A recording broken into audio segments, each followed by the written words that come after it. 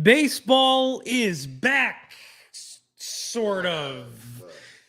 MLB Free Agency is here, but you know who is here? It's me, Mike, and joined by Grandpa Jay. We are here with you this evening for Cinco Squad. What's Jay, how you doing? I'm doing good, man. You good? Yeah, I'm good. I'm always happy. You know, baseball's back. But not back, but back. So yeah, you're saying this because the Rangers are not. The Rangers are not back. Yeah. Season, so you can't necessarily say that I'm happy for hockey. So baseball is back. In November. I'm rapidly running out of things to root for. Hey, that was Michael Mayer. I thought it was Brock Bowers. Oh well, Michael Mayer, Notre Dame. Let's go. So not a lot going on right now, actually, for MLB Free Agency. Nobody signed off the bat. Pretty much everybody just got like qualifying offers and stuff. But the one thing that I've been hearing, and I know you and I have talked about it before, is that despite the fact that they are now back-to-back World Series champions, despite the fact that they have an all-star team worth of guys, supposedly, the Dodgers are favorites to get some of the top guys, particularly Kyle Tucker and Bo Bichette. So, I mean, do you think they're going to get them? And what do you think is going to happen?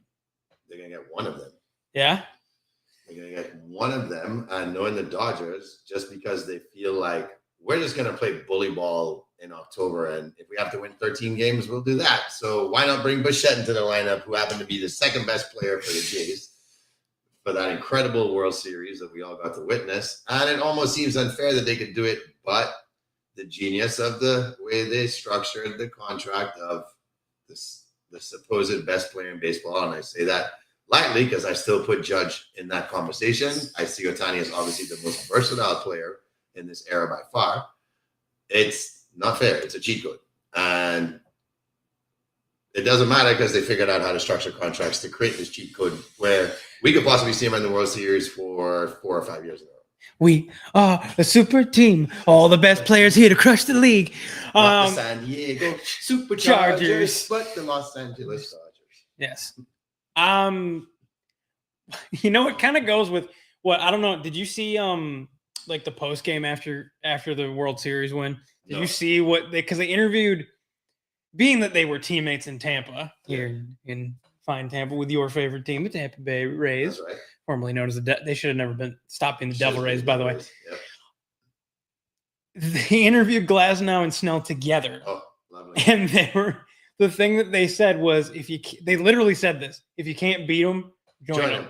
Well, guess what? Talking about the Rays, guess who decided not to exercise Pete Fairbanks' $11 million contract option?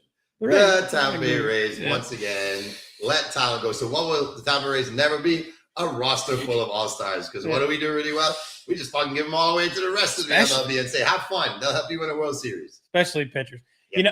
Good. I saw that earlier, and I'm like, Yankees, please, for the love of God. Yeah, you got to make a move there, right? Yeah. Like, it's a low, 10 mil? That's not bad. You probably throw a 13 on them or something like that. Probably, it's 11 now. You don't have to go that much higher. Yeah. What do you think about the Padres hire? They hire former reliever, is it Craig Stammen they bring into that dugout? Yeah, which, again, it's one of those things that many things that happened over the summer and then into the winter now, where it's like it's making me feel old, and this is coming off of my 30th birthday on Monday. Once a week he goes, do you want to feel old right now? I'm like, bruh, do you see my beard? Like, but go ahead, tell me why I should feel old. Well, I just remember him pitching. So they're like, oh, he pitched for the Padres for a few seasons. I'm like, you're pitching for the Padres. I remember this dude when he was at Washington National. Yeah.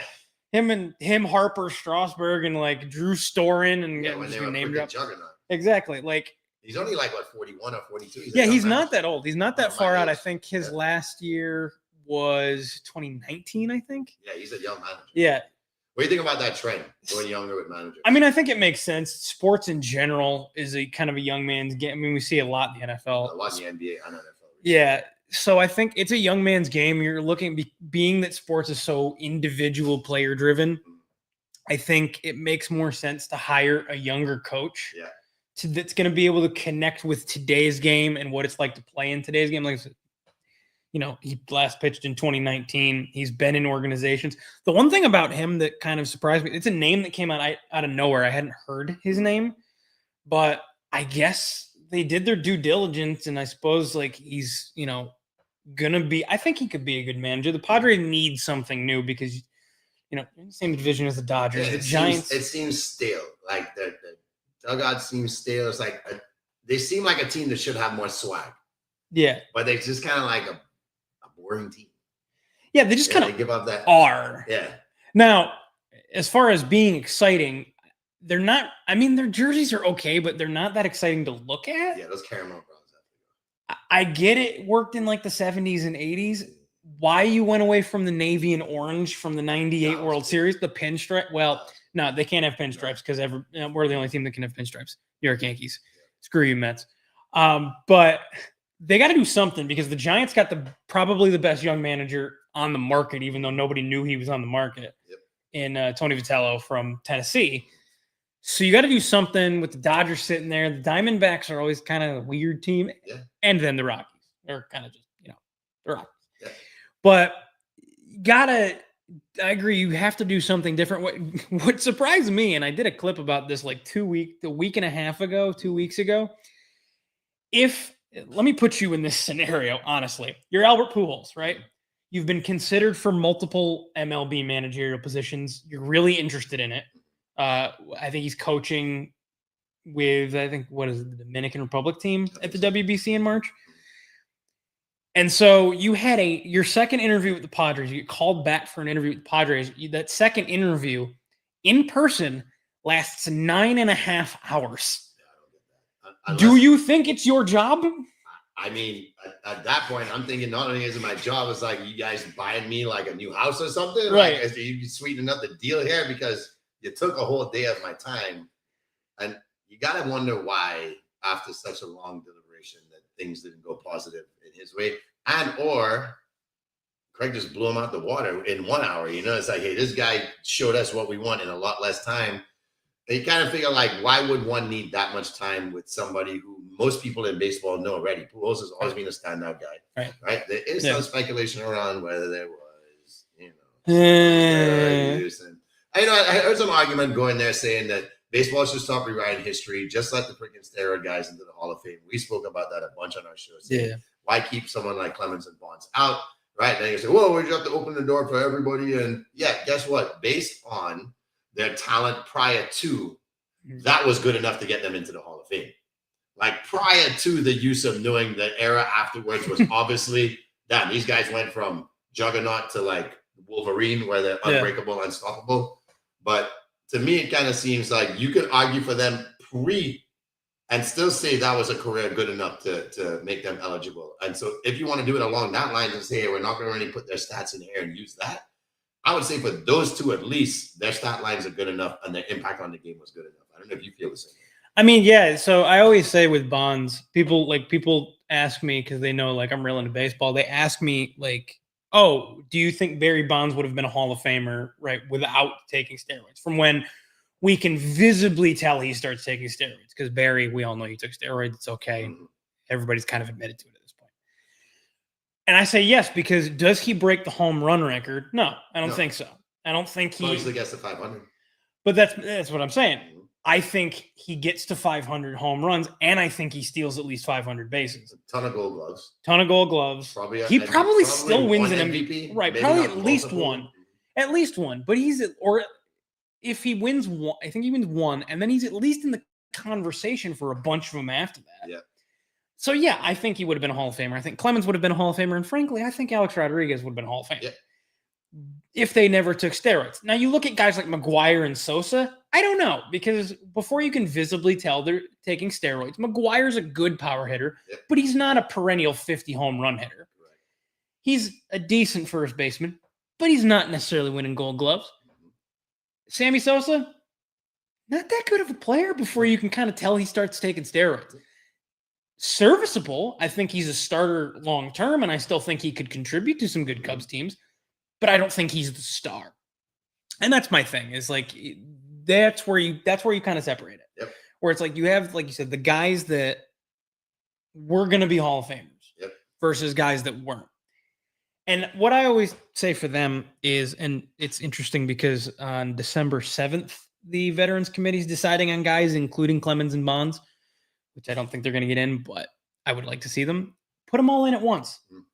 Put them all in at once in one class and don't have a ceremony. That's your last punishment. That's your last punishment. Yeah. You don't get the pomp and circumstance and speeches and photography and all that. Their plaques are just up in the hall. It's just an announcement. Right. They all come together in a private ceremony, correct? I mean, you could do that, but I would almost say if for the old heads that really don't want to see it happen, nothing. And almost have like their own little section. Yeah, one wall, and they're expanding the hall. SHOF. Yes, exactly. Shove on you. The shove on you. So, Mike, I'm gonna throw out a bold statement for you. Okay. Baseball needs Canada in the World Series, and I'll tell you why. Who was in the World Series 34 years ago? Canada. To Blue Jays. And it has now been published that the most viewers watched the World Series over the last 34 years. They have now had more viewership than they had in 91, where they hit a record in 91, talking over 50 million viewers. So baseball needs Canada. Bring the Expos back. I got a stat for you there, though. Can you tell me, and this is quite good for the future of baseball, is since 2017, they saw the biggest spike in 17 and under fans tuning in to watch the World Series. What was the increase from last World Series last year to this year? What was the percentage increase of 17 under viewers?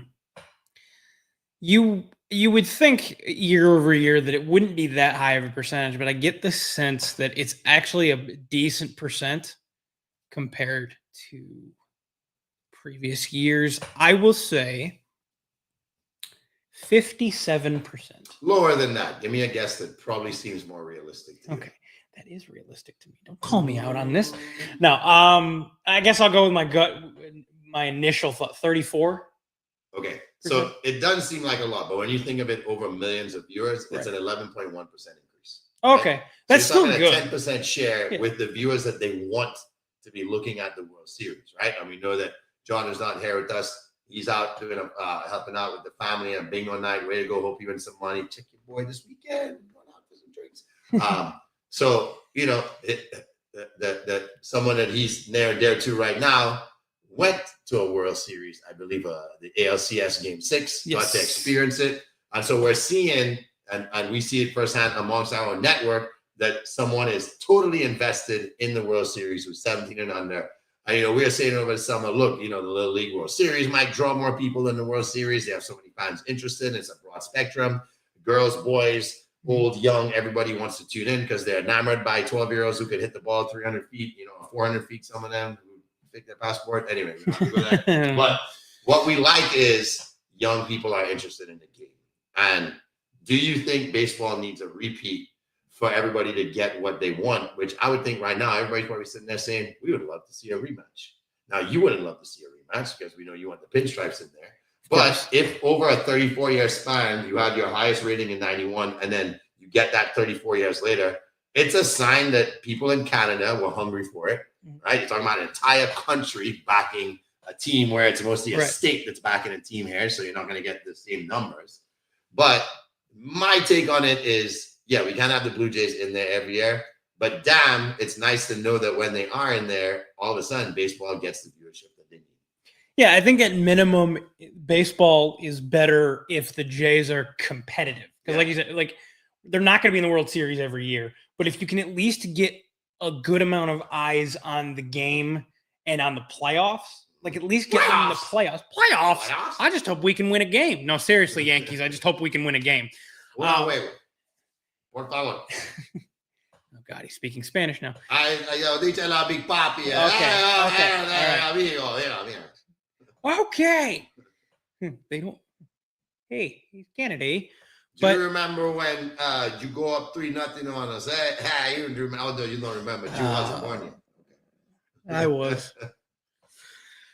Oh God, I was. But no, I think if you at least get them in the playoffs, you get eyes on the playoffs, and if you can get them watching other series at the same time as the Jays series, you might be able to hold not all of it, but hold a good amount of fans where it's like, okay, damn, the Jays are out, but I really liked watching that Brewers-Cubs series. I wonder who, okay, the Brewers moved on. I wonder what they're going to do. And you get people invested in just the general game. I think it always helps. I don't know if, I was curious. But we saw that small markets didn't work in the favor of the NBA, though, right? So, right. Yeah. Well, Brewers-Cubs is an example because that was a good series. Yeah. But do you think if the Expo still existed now, do you think it would be the same way? Or do you think there would be enough division amongst the country between the two teams? Because I'm not super... Enlighten me, Jays and former Expos fans, as to what that was like, because I didn't get enough of a competitive Expos team to really know. But do you think that would be different? Yes, I do think that the market would be not as divided as one thinks. I think it would almost be like a West Coast, East Coast kind of thing, in a sense, right? I'm not saying like West Coast Canada, but they would create that kind of rivalry in Canada where they would probably be smart of themselves to play enough game. It would be smart for them to schedule 7 games. Yeah. During the regular season to play each other 7 times and then almost have a Canada Cup, right? Where you get the country invested in who's the best Canadian team this year, sort of thing. Or even 2 different 3-game series where you have 1 home, 1 away. And if they split it, you play a 1-game winner decides all sort of game, like what the NBA has done, that midseason tournament, to create more excitement for the fan base in Canada. I do think it would be good to have another team up there, just not at the expense of Tampa losing the Rays and jumping ship going back to Canada. So hopefully that never happens. But I think we can put a little rest of baseball here. How about we move on to what everybody's interested in? It's Thursday. It's Thursday night. It's time for football. It's football Thursday, football Friday, football Saturday, football Sunday, football Monday. And we have some really intriguing matchups. I'm going to start on the Homer side of things where we host the Pats this weekend. Big game for the Pats to prove whether or not they're the real deal. We spoke about it a little bit earlier this week, so we don't have to elaborate that much. Do you think Tampa exposes them, or do the Pats have a legitimate chance of proving to everybody we're actually an 8-2 team if they win, or a shorthanded Bucs team is good enough to beat them? I think it's a competitive game, honestly, because I think between you guys being shorthanded and the Pats really finding their game now, I think you'll win, but I think it'll take McLaughlin hitting a field goal. So let's see what the odds are, because if it's going to take a field goal, and we predicted a field goal win, are we 2.5-point favorites? Survey says we are 2.5-point favorites. So good call there. Over under on points, 48.5. Low scoring or high scoring game? Low scoring. I think it's a defensive grind of a game, and that's why I think it actually benefits New England, because I love Vrabel as a coach, and I believe in his system and what he's doing and what he's putting together in New England. Do I think they're Super Bowl contenders? Not yet. I think they're on their way to being there, but I think they're shocking a lot of teams because they finally have a guy that's got them playing as a team like they used to. Did you see the video of the guy that said, we need to investigate what's going on in New England because something's up? Tom Brady has been invested in a company that clones for the last decade. And apparently he just cloned his deceased dog. So he has a very similar or almost the same dog. So then they put up Drake May next to Tom Brady when he was in his second year. It's friggin' uncanny. We might put it up on our story so you guys can see it. He also goes on to compare numbers, almost the same identical numbers in their first 18 games starting. And Drake May is third on the list of quarterbacks to have a 200-yard, 100-passer rating for 8 games in a row. Guess who's in second? Tom Brady sitting at 9. The comparisons are uncanny. So we need to do an investigation in New England. And what we need to investigate is, was Brady involved in this gene cloning company long before he was aging towards retirement? And did he clone himself so New England can once again reign supreme in the NFL? To be continued, because we need John on this argument. I want to continue with the NFL here. You think we have a gargantuan matchup on Monday night, potentially the NFC Championship game? We're not going to say the words that we hate hearing this guy who's normally in this chair say every week. So we're just going to say Eagles-Packers at Lambeau Field on Monday Night Football. Ooh. Is that a preview of the NFC Championship game? Is that what we're going to see on, I don't know, January 27th or whatever it is? No. Okay. No, I don't. I don't. That was quick. Yeah. Okay. Roll with it. I don't think the Packers are making it. Ooh. You favor the Lions? Yes. I think the Lions are going to make it. Now, Man Campbell, you got a new fan right here. Biting kneecaps. But, I mean, I've said it. How many times have I said it? That I just don't think anybody's competing with Philly. Yep. But I think the Lions will make it. I don't know. The Packers, to me, this year, like, they went and got Micah, which was great. The Packers, though, to me, this year feel like they're trying to find the number one receiver. Yeah, well, they're trying to find the number one receiver. RB when he's on. Yeah, it's just like it's that team that's good and can be great, but it just feels like they're the team that's like here when they have to get here. If that makes sense. Not quite there yet. Yeah, they're at the edge of being a top flight team in the whole league. Like you need a Dobbs and Watson and Golden to stay healthy. Right. See if that's your three-headed monster. One more step, you got Tucker Kraft, who's obviously your guy. They could Jacob, so you could have possibly one of the most, I would say, dynamic offenses in the league. Because Jordan Love, to me, needs a year with that core healthy to prove that he can use all those weapons. And if that defense improves, because they're going to go and get somebody else in the secondary to improve that secondary, and he has all those weapons, I think that it's his year next year, because you got to think the Eagles can't sustain this over and over and over and over again, right? Or can? Well, you'd think, but why does it seem like they're the Dodgers of the NFL now? Because that freaking owner just goes out there and makes these ridiculous deals that GM just gets the nod from him and says, go ahead, man, just do it. He's aggressive. Have you seen the videos of like what they're calling Howie Roseman? No, what are they calling him? They're calling him Darth Howie. I love it. Jalen Phillips. I don't know if anybody can hear that. Message for you. I am not your father. All right, so let's do a quick rundown here. You got 5 seconds to give me the winner. Let's start in Berlin. Early game Sunday, our first game on Sunday, 9:30 in Berlin. We have the Colts looking for a bounce back against the Falcons, 6.5-point favorites. Do they cover? Yes, they will cover. Ravens are now 4.5-point favorites. The Lamar effect is real. At Minnesota, do they cover? No. Okay, do they win? No. Ooh. Jags, 1.5-point favorites at Houston. No CJ Stroud. Questionable and may not play. Jags 1.5-point favorites. Do they win? Yes. All right. Browns favored at the Jets, 2.5 points. Yes, it's the Jets. So you're choosing all but, well, we consider Berlin 2 road teams. Lots of road team favorites here. You said you're taking the Bucs to win by a field goal. Mm-hmm. Saints, Panthers at home, 5.5-point favorites. Yeah. Bears, 4.5-point favorites against your G-men. Oh, God. Yeah, probably. Ooh. Buffalo, 9.5-point favorites at Miami. Yeah. Ooh, cover 10. Arizona, 6.5-point dogs in Seattle after they just creamed Dallas. Can Jacoby Brissett get it done again? Because guess who's staying home playing video games this Sunday? Kyler. That's right. You got the Cardinals plus 6.5 or Seahawks covering a touchdown. Seahawks covering. Niners at home to the Rams, 4.5-point dogs. Rams cover. The Rams and Niners always play these close, weird games where it's just a field goal game or it can go out of hand. And no matter how bad one team is, they always fight to the death. They do. I guess I'm going on the side of like, at some point, San Fran has to just get beat because of how many people they have hurt. Right? Right. All right. So Washington's cooked right now. Yeah. They're hosting the Lions, 8.5-point dogs. Do they even come close? Or is it one of those games that Detroit wins like 42-10? Yeah. I think so too. Yeah, I think with Jaden, they still would have lost. Yeah. But I think they lose by like a touchdown or two in that case. I think this is a wounded animal, and the Lions, being Lions, eat. All right. Sunday night matchup. We got the old guard against the new guard. We got Justin Herbert, 2.5-point favorite over the Aaron Rodgers-led Steelers. Do they win by at least a field goal? Yes. All right. And finally, our Monday night game. At he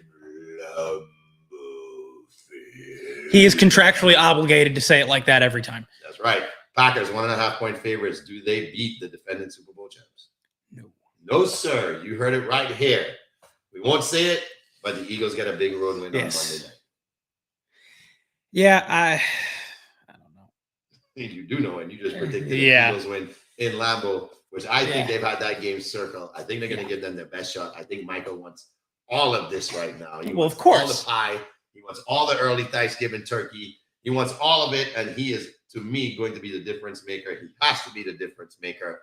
If Love does not turn the ball over, because you know the Eagles are going to try and force turnovers, then I think they have a shot to win the game.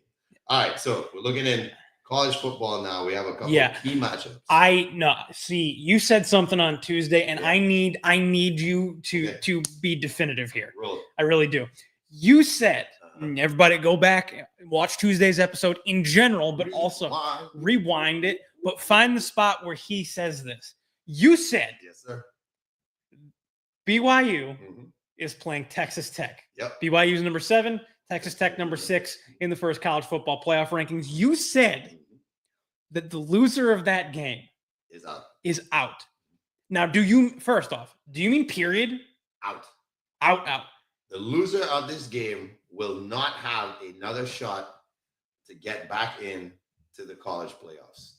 And it is simply because teams like Notre Dame and Oklahoma and Texas, who are sitting just on the outside, will be heavily favored over a BYU fan base. And don't get me wrong, because the BYU athletics department has opened up the checkbook and they are willing to pay to play and win. So we can't really think of BYU as the small brother anymore because they're willing to open up those checkbooks, like we said.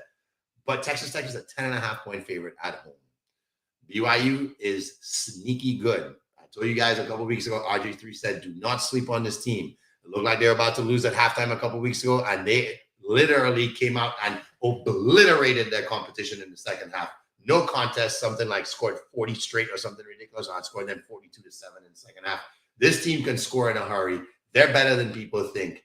And I want them in the college football playoffs to scare some people. So I'm really hoping they beat Texas Tech this weekend because I want to see them in there. Okay, but honestly, like, you think if Texas Tech loses in any aspect, even if it's like a 1-point OT loss, they're out. They're undefeated. Doesn't matter. What do you mean it doesn't matter? It doesn't matter. Both teams are undefeated, and it's almost like there's too much respect for the SEC because there's 6 teams projected to be in right now. Too much respect. 3 Big Ten teams. That takes up 9 spaces already. Notre Dame is going to get in. That takes up 10. So basically you're saying now they're going to leave Oklahoma or Texas out. See, I don't know if all those SEC teams are going to make it. I get it. There's the bias, but they want it. But if Texas Tech has 1 loss. Or BYU, because they're undefeated. No, they're not. They have a loss. To who? I'm 95% sure they have a loss. I mean, fact check me. I'm pretty sure they lost somebody. No, 8-0. Texas Tech is 8-1. Oh, okay. BYU is 8-0. Okay, so fine. You're a 1-loss BYU team? Sorry, the other way around. My apologies. Yeah. Don't mean to disrespect BYU, but like, I don't listen. I would love the Notre committee favors the fan base. We know this, especially when it comes to the bottom 3 seeds. Your 10, 11, 12 tends to sway towards which market are we more likely to capture and how competitive do we want this game to be so we can have eyes locked in. So if you can give a potential Texas matchup against another big school compared to BYU against that school, you'll be a couple of people like, hey there, we out there, damn. Okay, that's just how it's gonna go. And we know that. We've seen it. They show us nothing different, and then we're gonna be like, oh, it doesn't matter anymore because we're going to 24 in 2 years. We don't even have to fucking care about this because the only person out is last man out, number 25. That's it. Okay. First up. But fine, but if you really don't believe in BYU so much that a loss to who you apparently consider the 6th best team in the entire country, why are you making them the 7th? Why put them in at all? Because you didn't.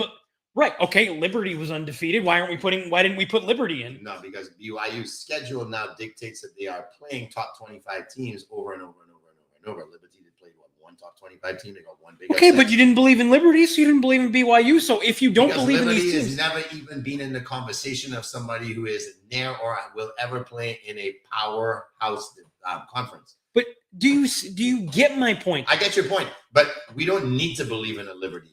And we will never have to believe in a Liberty because Liberty's never going to be the kind of school that you can get behind and be like, we think for sure this Liberty football team could put up a great matchup against number 6, whoever that be at the time, right? At this point, it's probably going to be Ole Miss or Georgia, let's say, right? No chance. But you say, okay, BYU hung with Texas Tech if they have a close loss. Then they have other top 25 teams that they may beat along the way. Then they give you hope because they're like, no, they can play up to their competition. Liberty didn't show us that because there was no competition to play up to, right? So I just think, my personal opinion, they're out because there's always been bias shown towards the school that favors to be the better football program with the fans that will travel, pay money, pay attention, and make this a big deal. I'm sure BYU fans will too. No offense to you guys, but you guys cannot match the energy of a Texas or Oklahoma fan base. They're football schools, and that's all right. Fair counterpoint. This will be the last counterpoint I give you. To the committee, it's more to the committee than it is to you. You let Indiana in last year. Yeah. You let a basketball school in last year. Yeah. And they've paid you back this year. But they lost to number 2, right? Right. Their loss was to a top 2 team. So how do you really penalize them at that point? Because they wanted to win the freaking national championship. Oh, right? no, 100%. I'm just saying they've paid that off this year. So if you think that if you thought last year that Indiana with 1 loss, or did they have 1 loss or 2 losses? 1 loss. And Indiana last year with 1 loss could give you a good game at least at the beginning round. Yeah. Why wouldn't you think this year that a 1-loss BYU can? Because you're talking about an Indiana team that was part of a Big Ten conference with the defending national championship in that conference, champion in that conference. So you're giving a whole lot of respect to every team that plays in that conference if they're showing out in that year. Because you're not just saying that you have a Michigan in there that could potentially do just as good. We know it wasn't going to happen. But you have Ohio State that could potentially almost be good every year and contend for a national championship. And even though they didn't play up to their standard, they played a pretty poor game. It wasn't very competitive. I think that was the fuel for their fire. So for me, it's more like, yeah, you can give BYU a shot, but BYU ain't going nowhere. I think BYU football is here to stay for a year or 2 or 3, like Indiana football, until their coaches get that $60-70 million. Indiana did a good job and wrapped him up for his 90. BYU's coach is going to get the call in from a UCLA and Oregon. Who knows at the time? It's like, hey, I can't turn down this money, guys. I'm sorry. Right. You know, whatever they throw at him. And hopefully he stays. Hopefully BYU, like I said, coach too. Because it would be nice to think that your Texas Techs and BYU and Indiana's can spoil the party for the Miamis and the Oklahomas and the people we always see in there. Yeah. All right. So flip side. What if Missouri wins this week? Think they deserve a little more love? Yeah. I think so. Me too. Yeah. I think they've been a good team. See, Missouri. But they're without their starting QB though. I was going to say, keep an eye on Missouri because they might be this year's Florida State. Yeah. They might absolutely deserve to get in and get shafted because they happen to not have their quarterback. Absolutely. And they don't have a bad like FSU 2 years ago. I'm looking at the line here. It's only 6.5. Right. So that's doable. It's a touchdown. And they force turnovers. They're a grimy defensive team. They're going to have to play that way. You know the defense is going to be up for it. So is Texas A&M, who probably has one of the most just electric quarterbacks in college football. The guy is just, he's electrifying. Yeah. Can they contain him for 4 quarters? And you want to be able to match the energy on the other side. I don't know if their backup can match that energy. No, I don't know if they're going to win. Yeah. It's going to be interesting. Yeah. And if they do win. It's a road game too. Right. Yeah. Now they do win. Texas A&M is not up. Texas A&M is still in. Oh, no. Right? 100%. 100%. But here's my thing. If Missouri gets the win, they have a win over Texas A&M. Would you put them in over Texas or Oklahoma? Yes. Really? Yeah. But not Texas shit the bed when they had a chance to play big teams and prove that they belong this year in the conversation. They don't. So they've beaten up on smaller teams and they struggled against Kentucky, who, by the way, hosts Florida this weekend, ladies and gentlemen. It's Kentucky, Florida weekend. You know I'm a happy guy. Get that shit away. 3.5 points is what they say we are an underdog by. 3.5. These Gators cannot score the ball. We've been playing great defense. It's going to happen again, and I get bragging rights. Nephews, brother-in-law. Thanksgiving. Well, I was going to say, this year. Jay, please remind them what happened the last time these two teams happened to take the field with one another. I would say I was a happy character at Thanksgiving dinner. I would say that shall repeat itself. But it was we were there. It was a very quiet walk out of the stadium. Very quiet. And it wasn't a lot of shit talking going out of the stadium because, when you got to know where you're at.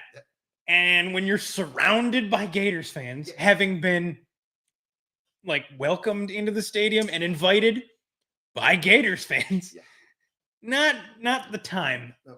Actually, no, we got cream last year. It was the year before. Remember, it was a blowout, and I was sitting there in the fourth quarter being like, "Let's go." Yeah. And my boy guy's like, "No, we're staying for this shit."